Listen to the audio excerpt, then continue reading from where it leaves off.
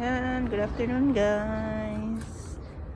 Yan ang bayabas at saka yung manberry na pinruning ko sa aloe vera at balat ng banana. Yan po siya. So ngayon, binalot ko na siya sa plastic. Tapos mag-antay ako ng 1 week. At mag-update ako. Yan. Ito siya.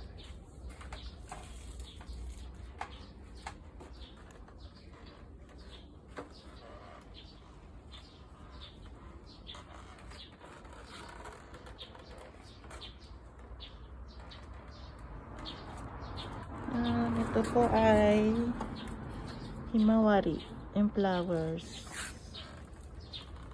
Yan. Ito naman ay kabutsa. Yan, alugbati, broccoli, peanuts. Ito naman yung corn. Ito naman ang tomato, kamatis. Yan.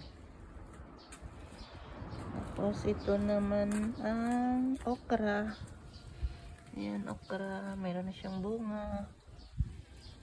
Okra. Ito naman ang negi na red. Pulang tamanigi.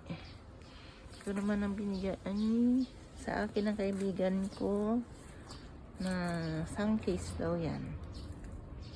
Ayan. Ayan siya maganda. Ito naman ang melon. Tapos ito naman ang watermelon.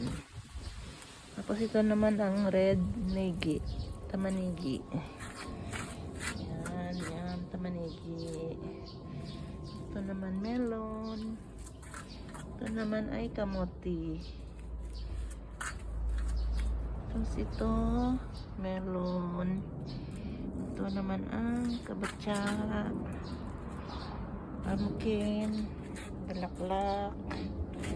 Ayan yung bulaklak. Ito naman ang strawberry. Strawberry. Ayan, may bunga pa. Ayan, may runner pa siya. Ayan, marami ng bunga yan. Kinuha at kinain ko na.